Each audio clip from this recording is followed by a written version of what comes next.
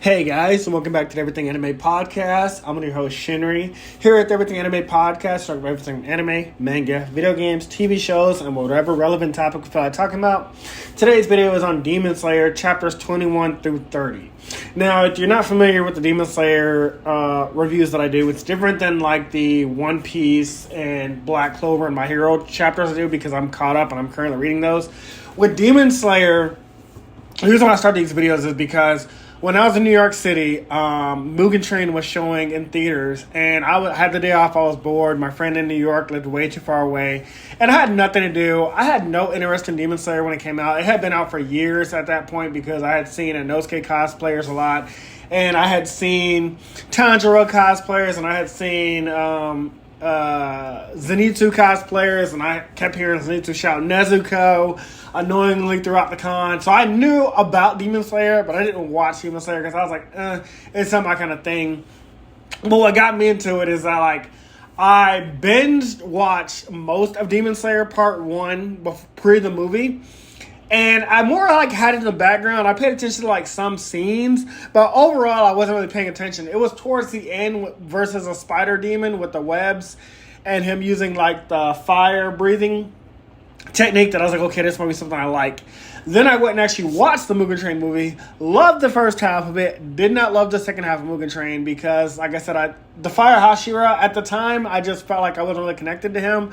He had been asleep half the movie, and then from what I had remembered so far, he just kind of came out of nowhere, came out like a guy sensei. Would have been cool if he had beat the demon of the third rank, but he lost and his death was dragged out. So that was my thoughts on it, but I did love the first half. And so that really got me into continue watching the anime. And currently on Netflix, I'm in the Swordsmith Village. I also loved the arc with the sound guy. I forget his name, but he is another reason I fell in love with it. So I only know up to the part where Nezuko is the first demon that can survive in the sunlight. And, that's where I'm currently at. That's what I currently know. But I know the manga has already finished a long time ago, so I figured, hey, why not review the manga? I'll catch up, I'll finish it, and eventually it'll become a fresh take where I can start reviewing things I do not know anything about. So a majority of these chapter reviews will be things that you already know, things that I've already seen but didn't really pay attention to, as well as possibly some new stuff that maybe I didn't focus on before. So without further ado, let's get into the video. So from where we last left off, the guy had jumped out of the mansion, or at least looked like he was tossed out. And I thought for a moment that might be the sibling's brother, but I kind of should have known in the back of my mind it wouldn't be, because that'd be way too fast for that to happen. But the guy isn't their brother, but he succumbs to his wounds and he dies. And we get a hilarious panel of Tanjiro calling Zenitsu to action. He's like, hey, come on, we have to go in there. And Zenitsu's just standing behind him scared. And he turns back. He turns his back to him like Tanjiro. And that makes Zenitsu cry because he's like, wait, I'm coming. And I thought it was pretty funny because it made him look like Tanjiro was calling him a bitch. He was like, oh, I see. While I don't love Demon Slayer yet to that point, at least up to that point, I do find humorous parts like these pretty funny. It gives me that what thing or huh from Attack on Titan, that scene with Connie and the other guy that face are giving each other huh. Anyways, so he leaves his sister Nezuko with the children, and he's like, look, this box will protect you. He doesn't tell them what's inside. He's like, this box will protect you no matter what. And then he and Zenitsu head into the mansion. Once inside, Zenitsu becomes annoying again, yelling for Tanjiro to protect him and freaking out that Tanjiro can't. And again, I know what his potential can be, but just remembering, this is how I saw him at first, just this annoying kid that was yelling. And I thought about the people that cosplayed him at MegaCon yelling for Nezuko all the time. I was like, oh my god, this guy's annoying. But I know what his potential can be, especially knowing what happened later with him. So I don't mind it. But I can see this will be turning me off to that character pre not knowing that. But immediately after this, the brother and sister run into the mansion. And they're basically saying hey, we were scared because there was scratching noises coming from Nezuko's box. We know that Nezuko's in there, but they don't know that. And then after that, there's a sound of like a drum being hit. And Zenitsu, along with the brother, appear to be like teleported to a different room, while Tanjiro and the sister go to another. And we learn from Tanjiro asking the girl, like, her name is like Toroku or something. Toroko. I'm not going back and watching the manga to get a translation for that. But anyways, we get a glimpse of the horrific drum demon. Now, I gotta give props to the design of the demons. Every demon so far in Demon Slayer has looked unique, and it always matches some part of their like personality or like their motivation or abilities, which I know is like the thing. But you could also make them like basic looking demons. So I appreciate like the like cool designs on each one. Before we even find out more about from that, we switch over to Zenitsu, who's still yelling and panicking, and he gets hilariously berated by the brother. Like the brother's like, "Are you a coward or something? Like, how are you even a demon slayer?" And I like Zenitsu, like basically like, "You talking down to me?" And he panics and he tries to look for a way to look for a way out, but they come across like this Boarhead looking guy. And at the time of reading this, I knew who this was because I've seen a lot of the cosplays at conventions, like I've said, and I knew, like I said, from the movie, because like I'm caught up to like at least the Swordsmith Village. So I knew who he was from like the Mugen Train movie. I knew who he was from the arc after Mugen Train with like basically like the Persona 5 kind of like downtown ladies, you know, harem thing going on. I forgot what that was called. I get to it. We'll get to that when we get to those chapters. But, you know, I basically remembered it from that. Like, I was like, I know who this is. But I do like the way he looks in this chapter and how he's presented. Because he almost could look like a demon. Like, you would believe he's a demon. If I didn't already know who he was, I would believe that he's a demon. But he rushes past Zenitsu and the brother, and he goes off. He goes after like a monster, and we get another hilarious action from the brother because he notices like Zenitsu panicking again. And that's when we go back over to Tanjiro and the sister, and he's trying to convince her not to scream because he's like, either the demon knows that they're there and he's ignoring them, or he just like hasn't seen them yet. Like, I couldn't tell, but based off what happens later, I think he was like ignoring them because he's like talking to himself, calling them insects and saying that people are in his house and things like that. And Tanjiro goes to attack it, but before he can make land a blow, he winds up on the wall with the sister because the demon has like a drum on his body, and it puts him in a position where he's like standing up, but like at a horizontal angle. And I thought that was interesting because I was like, okay, how does that work? Like, what did he do? And we learned that the entire mansion is the demon's blood art, and that he can move people and objects around as he pleases by hitting the drums on his body. So, in the middle of this realization, Boarhead guy arrives. I'm going to keep calling him Boarhead till he's, like, revealed as Inosuke, just so you guys know that. And Tanjiro checks him because he realizes, like, Tanjiro's, like, looking at him. He's like, okay, this guy looks like a demon slayer. He's got the Ninchin Zords and everything, but he's got, like, a weird boar head. So he's like, what the hell is up with that? And, you know, it's confirmed that he's human because of the Ninchin Zords, because, like, obviously a demon could be a demon slayer. But, like, his personality, from the first time he speaks, reminds me of White Star from Soul Eater, because his whole motivation is, like, I just want to beat the next guy that's stronger than me. I want to beat anybody that's stronger than me, I want to beat them. And White Star's whole motivation in Soul Eater was, like, you know, I want to be the guy that surpasses God. Like, it's not reinventing the wheel because you can't. So many things have already been done. You just like create your own way of doing it, and so I like this. So I'm not calling him White Star from Soul Eater. I'm just saying like their personalities are similar. But as Boarhead tries to attack the demon hits his drum again, and the room rotates again. And Boarhead guy, he's like unfazed by this, but he's standing on top of. No. I don't think that's where that was yet. Well, Boarhead guy, he was like unfazed, and he propels himself at Tanjiro. Oh yeah. So when the room changes, he jumps off of Tanjiro's face, which I thought was hilarious. Like he didn't even give a shit that Tanjiro was there. He's just like, I'm gonna try to attack the demon, and as he tries to attack the demon again, the demon ignores him, and you can just see like the demon's getting aggravated. and before flipping the room again. And this time the boar guy stands on the sister's back. This is where it happens. And like he's oblivious as he's standing on top of her. And I thought this was funny, not because he's standing on a child, but just like how like nonchalant this guy is. And relax, it's an anime, it's not real life. If this was real life, obviously that'd be disgusting. But Tanjiro doesn't find it funny like I do. And he throws Boarhead off of her. And this surprises Boarhead because he's like, I've never seen an enemy. I've never been thrown by another enemy. So now he wants to test Tanjiro's strength. He didn't even care about the demon that he was just interested in 5 minutes ago. He wants to fight Tanjiro. Oh, gotta clear my throat. Sorry about that, guys.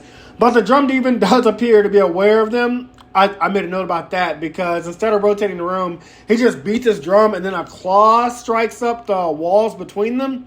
And I thought this was kind of OP because I'm like, if he can like beat his drums and claw up the ground without touching you, like that's pretty strong power. I mean, not OP as like, you know, anime world breaking, but like for an anime that's kind of grounded like this, it's kind of like a strong ability. But since this Demon Slayer is like a short anime, it doesn't really take long for Tanjiro to assess the demon's abilities and how his powers work. Because, like, I know it's not like a super long anime, but, like, you know, he usually figures out how these demons' abilities work pretty fast and how to counter them in, like, a chapter or two. But as Tanjiro watches the drum demon, he realizes, like, okay, he's not the reason why the rooms are changing. It's something else. And so they end up in this random hallway with, like, another dead body. And Tanjiro smells like a newer demon, but like weaker than the one he saw before. And he like tells the little girl like, hey, don't look that way. Just follow me. And they chase the source and they come across a frightened man with a drum.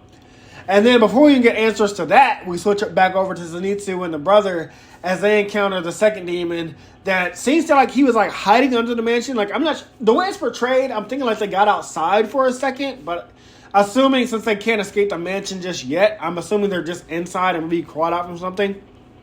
But immediately, like, Zenitsu, because he's afraid of demons, he, like, flees at the brother. And I will give him points for not at least outright abandoning the brother. Like, he could have, like, left him behind and be like, hey, you're going to be the distraction while I get away. He could have done that. So I'll give him props for that. Because even, like, Usopp, when Usopp has chances to run away and save himself, he typically will stand by and fight to protect his friends or etc. to like fight a certain enemy, and so I kind of compare Zenitsu to Usopp in this kind of way.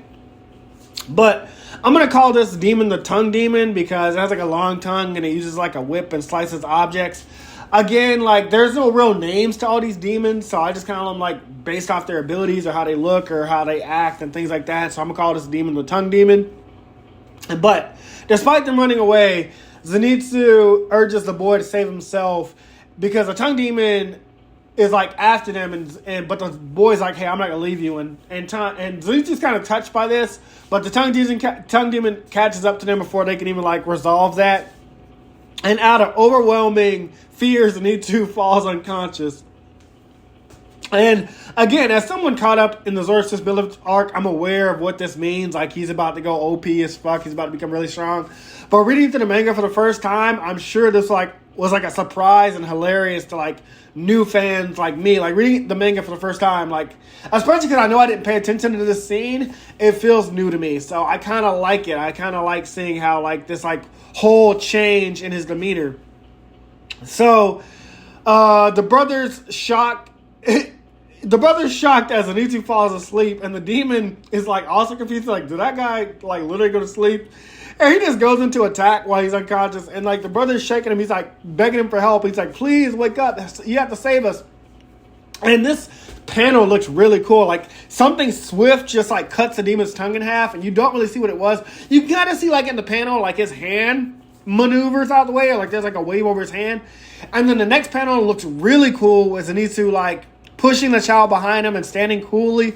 Like I was like, okay, that's kind of dope. Like even because when you read manga, you can kind of see the scene in your head. So seeing him like just in my head push that child behind him, I was like, okay, that looks pretty dope. I gotta give you points for that, Zenitsu. I gotta give you points for that. And get my nose. Out of all the manga so far, this panel has to be like the best drawn so far of this character. I have that in my notes. And from the the picture, you can like get a feel of that the atmosphere has changed around him. Like he bends down to like an iconic stance. Like I noticed like his like signature like stance whenever he goes to like uses thunderclap. I think it's like thunderclap and flash or something like that. And it's just like looks really cool. And I should mention there, I realized like there's like a small power scaling of show don't tell, but I kind of was wrong about that because I realized later like I was thinking that this was his way of saying like Tanjiro was stronger than Zenitsu because Zenitsu's fighting a weaker demon, and you know Tanjiro's obviously going to fight the stronger demon because that's what Tanjiro had said. Tanjiro had said like I'm sensing a weaker demon inside the mansion that wasn't a drum demon, but considering we learned later that this demon was like possibly or an ex-member of the 12 Kizuki, which we'll get to later, I kind of like took that back later. But as Tanjiro stated, it's like significantly weaker. So by having Zenitsu face it, it kind of like I was kind of saying that it scaled Tanjiro and Boarhead above, like it scaled Tanjiro and Boarhead to be above Zenitsu. But again, like I changed that later. But then he goes to use thunder breathing, which I have to tell you my thoughts on lightning based ability. So my characters have always been. My personality for power has always been like electricity. Like if I could control lightning like Static Shock or Persona 5, if you could have played any character, I would have played Ryuji because like lightning is such a powerful and cool ability. Like it looks dope. It like feels amazing.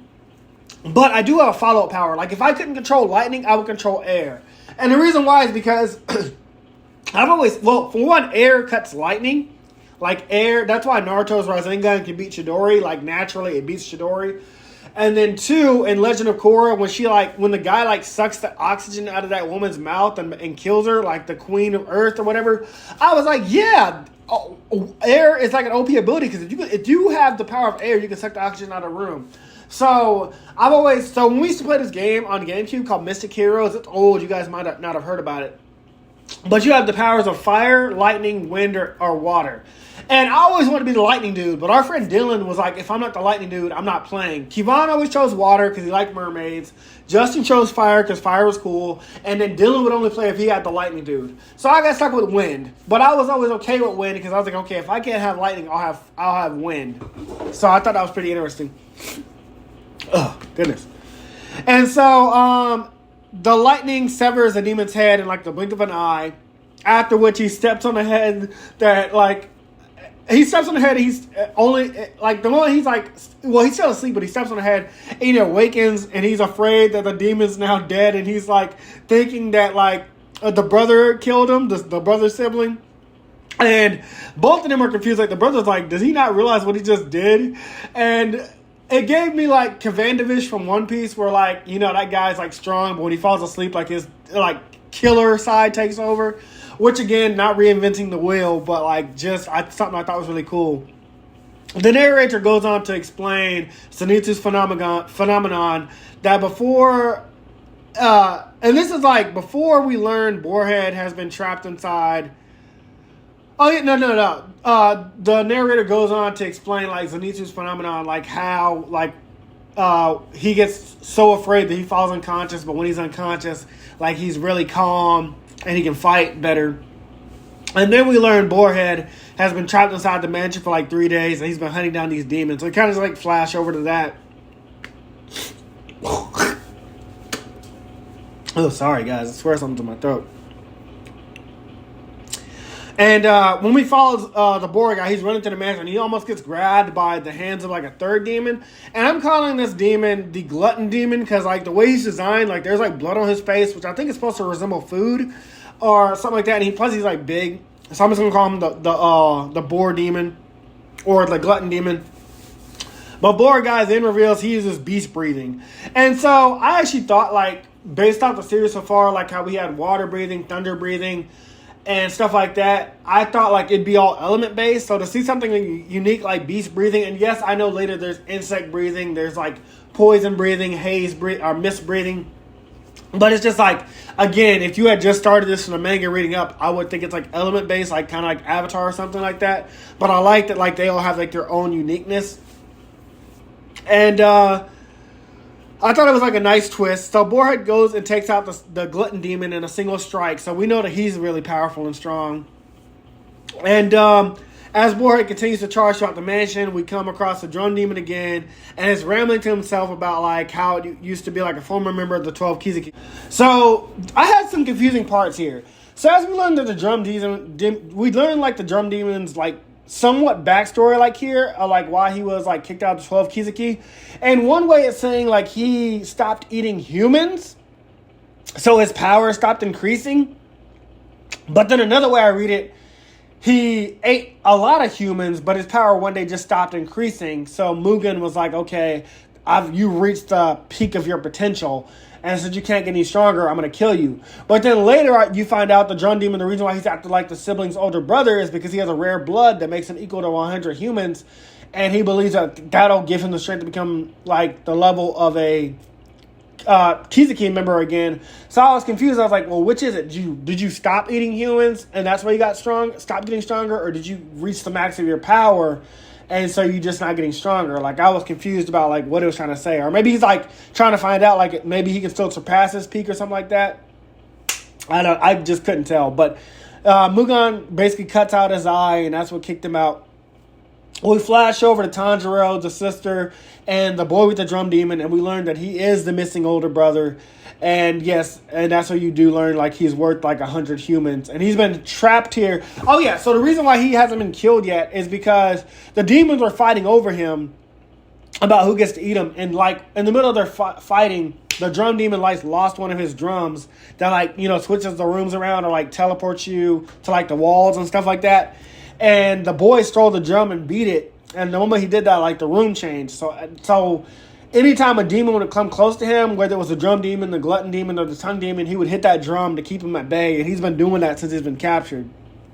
So I thought that was pretty creative, a way to explain like how he escaped for all that time. And yeah, the reason why they're fighting over him is because they all want that power of like eating 100 humans. Like that boy himself is basically like a buffet to them, or like a teenager. I don't know how old he is. But I know he's a kid, but I don't know how old he is specifically. And so we didn't learn the older brother's name is Koichi. The younger sister is Toroku or something like that. And I forgot what the younger brother's name is. But it doesn't matter because they're just here for this arc as far as I know. But Tanjiro decides that he's going to fight the drum demon to save them. And he tells like the siblings, like, you know, keep beating that drum. Because if anybody comes to this door...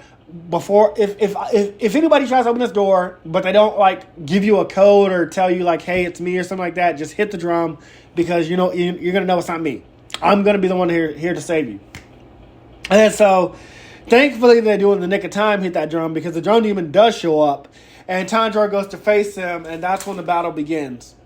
And so, Tanjiro addresses the drum demon. But I mean, Tanjiro goes to fight the drum demon, but it hardly matters because the drum demon's attacks are like swift and consistent. So no matter what he does, he can't really do anything to him. Or no matter like how Tanjiro tries to get to the demon, like the demon keeps switching the room around, and he's like also hitting his drum really fast. So like his attacks are like constantly coming from like basically the air, because the drum demon, like if he hits a drum, he can also use claw attacks. Oh, goodness. And Tanjiro, he was already severely injured from his previous battles, so he's worried he can't win. But then, like, we get this inner monologue about how water can basically, like, shape any, like, take any shape and fit any size, and it can slice through rocks. I mean, it's a pretty cool, like, thing to read, because, I mean, I never thought about water that way, but water, like, it can't. Water doesn't have a shape, so it can bend, contort, twist, you know, it can do all these kind of different things. And yeah, I do know, like, if water was like, because I've seen in other anime, like, water, like, if it's like not sharp enough, but like just like a certain like, well, you know, like if you jump into the water and you like hit it full force, it like basically makes you feel like you like hit concrete. So I do know like water has a toughness to it or a thickness to it as well. So then Tanjiro tells himself like, I'm going to win this fight regardless. Like, it doesn't matter at what happens at any cost, I'm going to win. Just like water bends and does all these amazing things, I'm going to be like water. And in the middle of this, we get like a strange flashback of the demon. When he was a human, he was tormented by this, like, I'm guessing like an older sibling or maybe like a friend or just like a bully. And he was basically saying like how everything he does is boring. Like all the things he writes are boring. When he plays his drum, no one else gets to hear it. So he just sucks, and it's a good thing no one else can hear it because he's bad at what he does. Basically, just berating him constantly. And it's believed or it's implied that this was like his first kill that possibly turned him into a demon, because like all we see is like a claw mark on the back of this guy's back, and then like the kid's face turned into a demon. And I was wondering like if this is the reason why he yells that he prefers to be alone, because like, you know, like this guy was always berating him. Because he also mentions like the bully says like, oh, you stay in this house by yourself, you play video games by yourself, you don't come outside and play with us, you're just boring, everything you do is boring. And well, that's what I inferred anyway from that flashback. But he begins attacking sporadically when some random paper falls onto the ground, and so somehow Tanjiro had used this to know how to maneuver and dodge like the demon's attacks. And it is explained later, but at the time of reading it, I was just like wondering like why this is helping him dodge? I didn't understand it. But it allows Tanjiro to see the demon's thread. And before cutting the demon's head off, he compliments the demon's work. He's like, hey, by the way, your work is really good. And while the demon's dying after its head is cut off, it asks like if what Tanjiro said is true. Like, are you being honest? Are you being sincere? And this goes back to the human flashback where like the tormentor called all of his work trash. And this would make sense to me now because like the tormentor was like always like, your work's shit, your work is trash, no one ever wants to see it. And him wanting to be out inside, him being inside all day alone by himself, it all kind of lines up. So I thought this was like a complete validation. So like Tanjiro, he used those papers to like, it wasn't that like he was like, it wasn't like the person told him how to dodge. It was like he didn't want to step on the demon's work because he thought it was like amazing and beautiful. And the demon dies happy, but Tanjiro does say like, I don't approve of you killing humans, and that's when he started to die. But the demon dies happy, which I thought was kind of cute resolve for that. And as the demon is dying, Tanjiro collects some of his blood, and the cat that Tamayo sent out like immediately appears, and it like takes the vial and then disappears. So it skips the whole Professor Oak, here's my Pokemon, send my other Pokemon back or take care of this Pokemon for me thing. It skips that whole we have to go all the way back there. So I don't mind that because again I know it's a short anime, but I do like that it paid off, like the whole writer thing, because I mean the whole like paper thing, like it was like the writer was planting seeds and he paid it off. I'm a big thing about writers planting seeds in a story and then paying it off later, and so I thought that was really clever. I didn't see it coming, I'll say that too. And then Tanjiro saves the brother and the sister, and we now head outside to see the Boarhead that has been beating up Zenitsu. And Zenitsu was coolly protecting Tanjiro's box with his body, which I'll give him that. He had like a cool expression, like confidence. And I thought it was really cute, like how he's like, I was protecting this because you said this box is worth your life or it means everything to you. So I thought it was really cool and cute for that.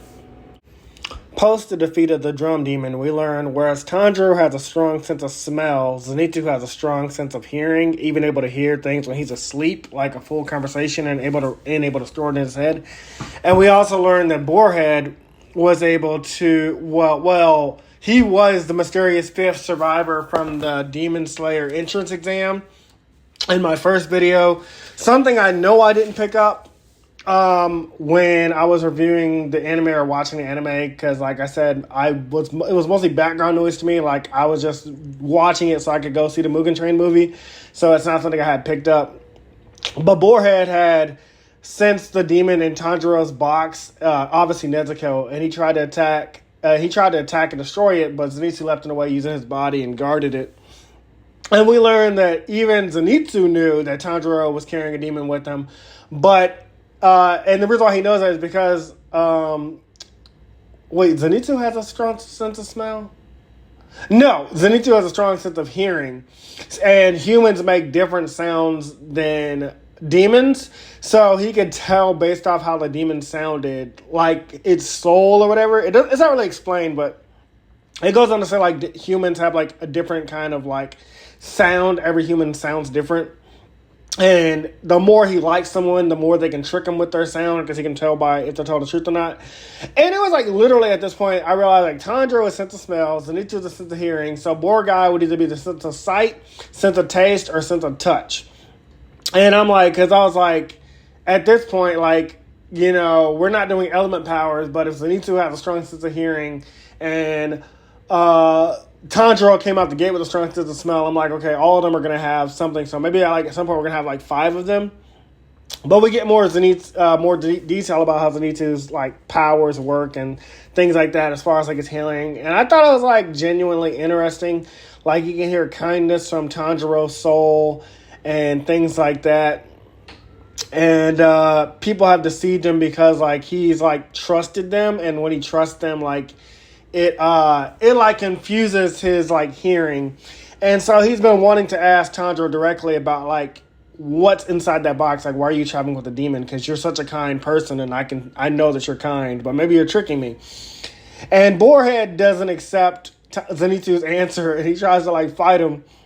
And at some point, that's when we get back to the present, and Tanjiro and the siblings, the brother and sister, arrive because Zenitsu was with the brother. So Tanjiro immediately attacks Boarhead, saying that like he's hurting Zenitsu, and because he visions like his family over again. Like I know this is like a reoccurring theme. I've already mentioned that before in previous videos, but Boarhead takes this as like a challenge to fight. And I thought it was kind of funny because when they engage in battle, Tanjiro thinks like he's got the upper hand on Boarhead, and because like he seems like a wild kind of like animal in his head, like he imagines him like as a literal like wild hog. But the boar guy has a natural ability to fight, and he dodges Tanjiro, surprising him off guard with a counter of his own. And before the fight can even drag out too long, it ends with Tanjiro headbutting the boar and revealing his face. And I put in my notes that I'm still curious about, are we going to like answer anything about Tanjiro's forehead? Like, is it just freakishly strong? Like, is that just a thing like with his sense of smell and Zenitsu's sense of hearing? Or is it going to be like an answer to that later? But as Boarhead guy's face is revealed, Zenitsu freaks out, calling him a girl. And I start getting like flashbacks to Hunter x Hunter when I thought Kurapika was a girl, because when I first watched Hunter x Hunter, I read the manga too, but in the manga, yeah, because the manga they didn't. It was confirmed later, but they also they couldn't tell if he was a boy or girl, and I thought Kurapika was a girl, but he was a boy, and so I got like Kurapika flashbacks, and they revealed Inosuke's face, which yes, I'll start calling him Inosuke now instead of calling him Boarhead. But they keep making jokes about like his feminine face but masculine body, and I'm like looking at Zenitsu, like I'm like Zenitsu's probably questioning his sexuality right now, because you know Zenitsu's all about the ladies. He's a ladies' man, and I think Tanjiro says like you have a beautiful face, and it just pisses Inosuke off more. But it's pretty funny. I thought it was pretty good. So there's this like small arc. I call it out a small arc, but we get like a hilarious gag of Zenitsu. He wants the boy to travel with them because, again, thinking back to like how like the demon, Zenitsu slayed the demon when he was unconscious, but when he woke up, he thought the brother had slayed the demon, so he's like begging him to come with them, and Tanjiro's like he doesn't want to come, leave him alone. And I just thought it was really hilarious. Like that, it has some like really funny gags in here. And we then get like a shot of how Inosuke joined or became one of the Demon Slayer Corps members. Like he didn't know anything about demons. He didn't know anything about final selection. But he just like came upon like a Demon Corps member, and he like stole their swords because he wanted to fight like stronger opponents. And when he found out about demons, he was just like, okay, I'm gonna become a demon slayer. And so he entered the entrance exam. He was the first one in and the first one out. I thought that was pretty hilarious, but fits his character. And since he sees Tanjiro as a strong opponent, he wants to travel with him until he can beat him in combat. So he's gonna constantly try to battle Tanjiro all the time. And the crow then guides them to a place called Wisteria Flower Crest. It's like a family. It's like a house family that like were once saved by demon slayers, and they allowed them to stay with them free of charge. And I guess this will be our downtime arc. Like, you know how like some arcs have like not a filler arc, but like just like a casual arc mixed in between major arcs. But in the anime, I could have sworn this went on for way longer because in the manga it's pretty short. But there's some random funny banter along the way and gags. And but nothing really stood out to me, so I'm not going to really talk too much about it.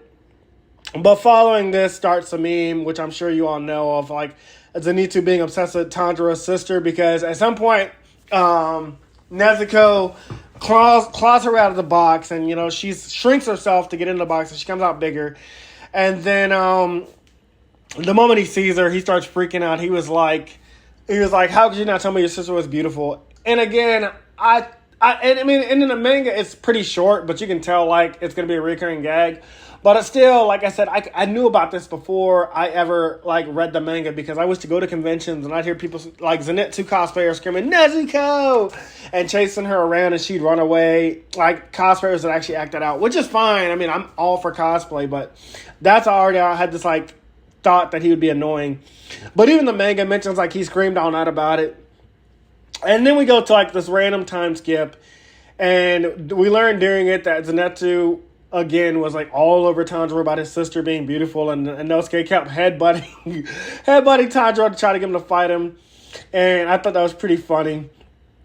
But then we arrive to the next arc, which I'm more familiar with, because this is the one where I did start paying attention just before the movie. They reach a forest where they come across, like, a wounded corpse member, and he's, like, pleading for help.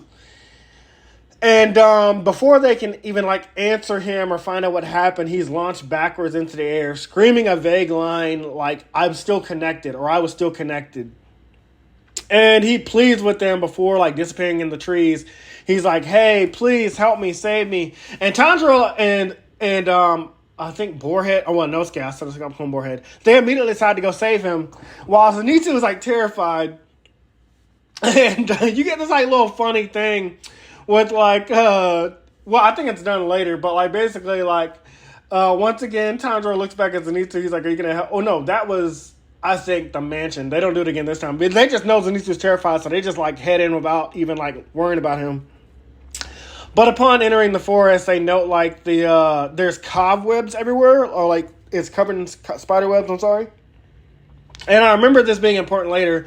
One, because I played the Demon Chronicles game, and then two, because I think the Demon Chronicles game takes off at that point. No, it starts in the beginning. But that's the most pivotal point of the game, I think. And then, yeah, this is where, like I said, I remember from the anime. But Inosuke and Tanjiro share, like, a brief moment about Tanjiro thanking him for keeping him calm with his presence. And it was kind of teased earlier when I glossed over something about, like, how Inosuke doesn't register other people's feelings, like how, like they want to, like, how the old lady wishes to protect them, or how she's, like, doing nice things for him. He doesn't seem to, like, register it, even though he mentions, like, he has a family and friends and stuff like that, or family and siblings back home and stuff like that. So I just thought it was kind of funny, but it's probably something that's going to pay off later with him, like, learning about other human emotions and how people care about you and things like that. However, in the middle of this, Inosuke notices another corpse member, and he and Tanjiro go to help him. And this kid is horrified. He's like telling him, like, hey, stay away. Like, you're too low rank to deal with the demon that we have here. Like, come back with the Hashira, otherwise we're all going to die. And immediately after this, there's a hilarious panel of Inosuke sucker punching this kid who's, like, clearly terrified, clearly beaten up. And he's basically calling him a wimp. He's like, I don't got time for your sappiness. Just give me the 411 on the enemy so I can deal with it. And then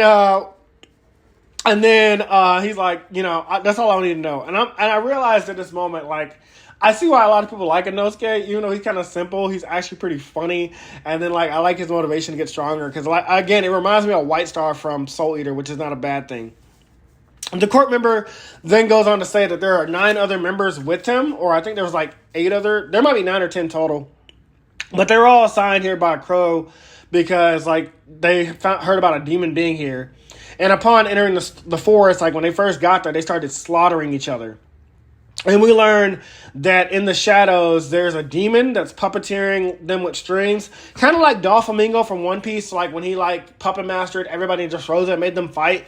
Or even like Sasori from Naruto, how he can use like human puppet mastery and human puppeteering and Soken Chio, like kind of like that. Like they can like control people with strings and you cause them to fight. Again, not reinventing the wheel. I'm not saying they copied One Piece. I'm not saying they copied Naruto. But like everything's been done before, so you have your own creative way of doing it, and this is the way Demon Slayer's doing it. We then flash over to a house or a mansion where a man is holding a crow, and we learn that one of the 12 Kizuki may be in the forest that the Demon Slayers are in, or that they sent the Demon Slayers in, and he's like, okay, they're not going to be enough to handle this. And so he sends Giyu from the first arc of Demon Slayer when Nezuko first turned into a demon and attacked her brother Tanjiro. And he sends, what's her name? Shinobu, who I know a lot from because my friend cosplayed her at MegaCon, and I said there was a bunch of Shinobu cosplayers there as well.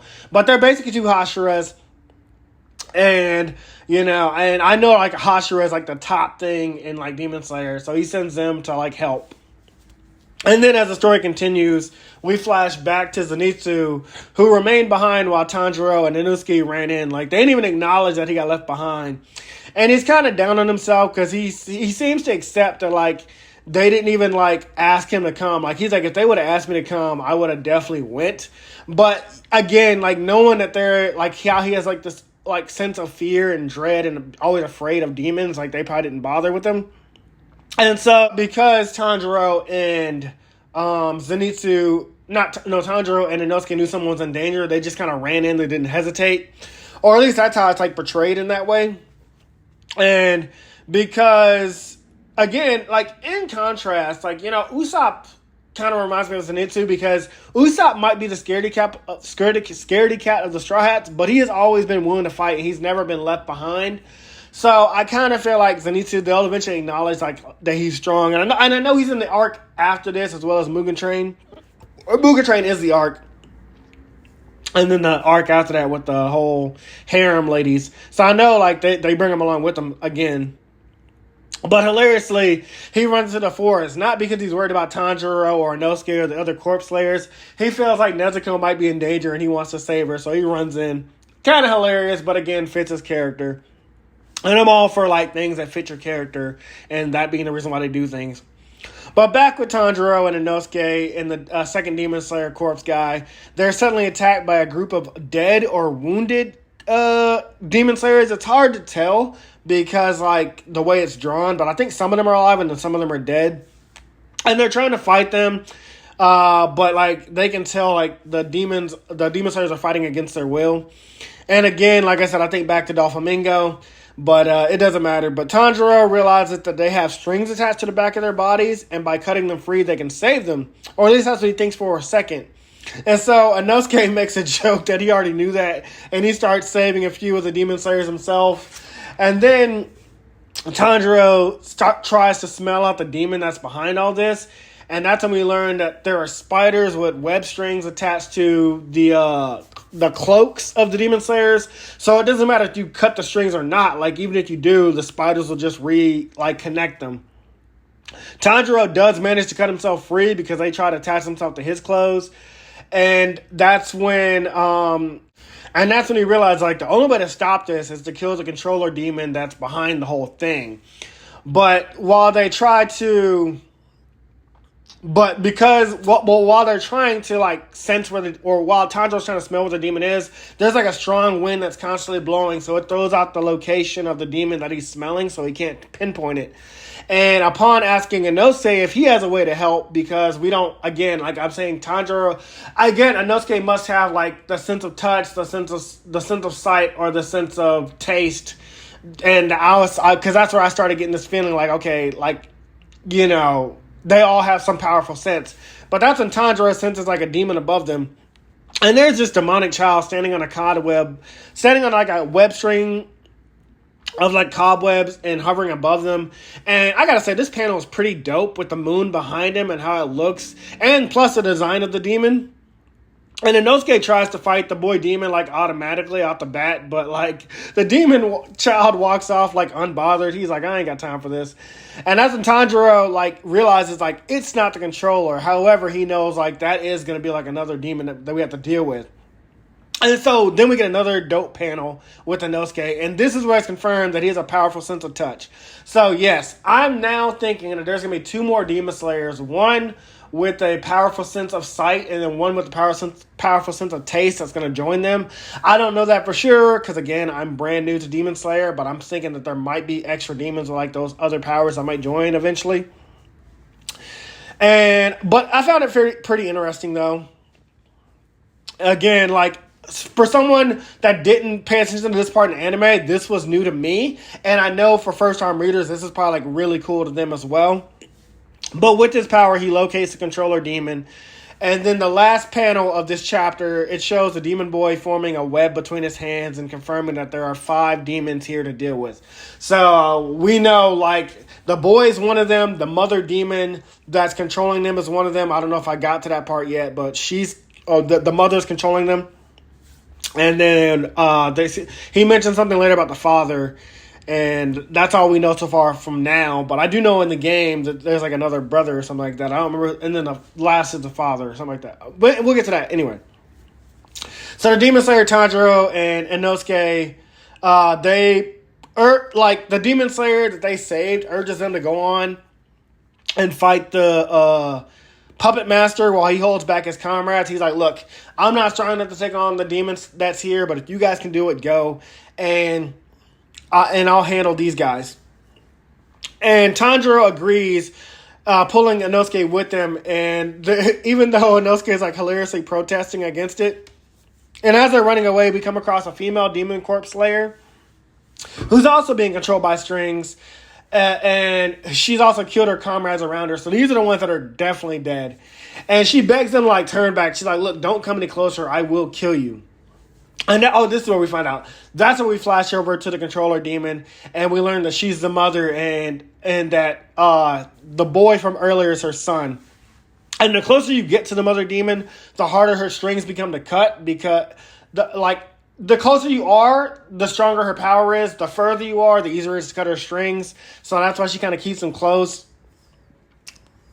Oh, goodness, guys. Sorry about that. And I was like, I don't know I didn't know at the time who'd be the most powerful because the son threatens her. Like, he's more powerful than her. He's like, look, if you don't kill these demon slayers soon, I'll tell father. And the mother is like visibly frightened. So, and we can tell from her face that the fact that she didn't kill the son right then and there for talking down to her, that in rank, if she's not like the third strongest, like say like the son's the strongest, the father's the second strongest, she'd be the third, and then the other two. So I'm thinking like maybe she's like third, fourth, or fifth. But since she's that afraid, I'm gonna say she's like the fourth strongest. But again, there's not really a way to gauge it yet. But we go back to Tanjiro and Inosuke with the female-controlled Demon Slayer.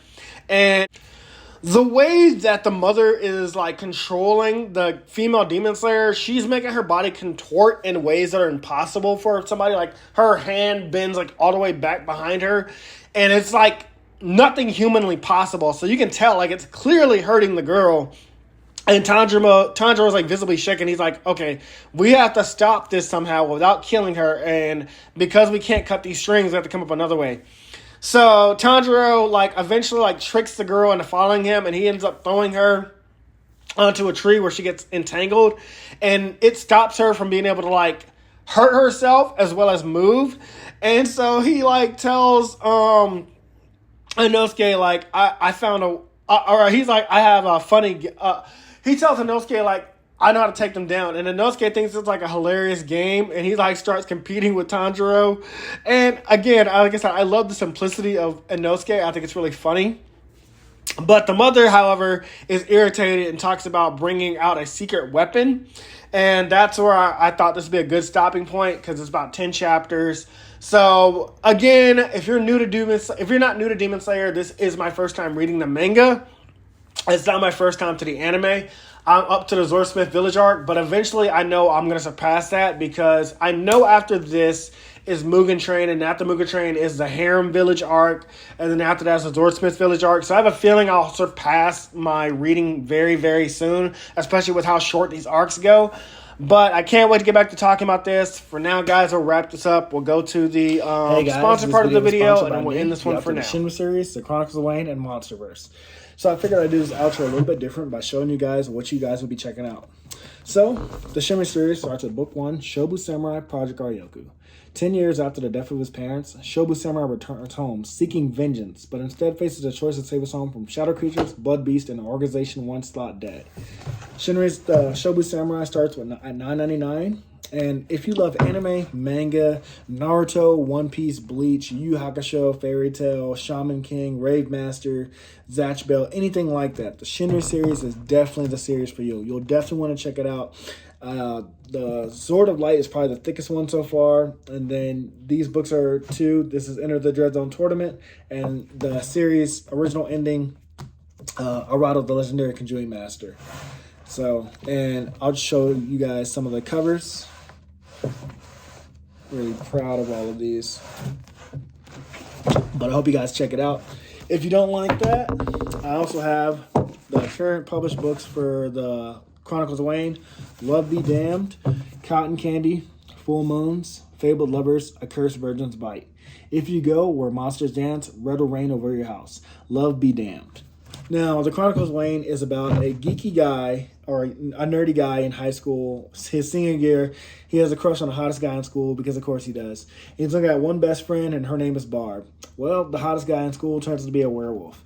And to make the story more interesting, he bites Wayne and turns Wayne into the first ever wolfman in the last 10 years.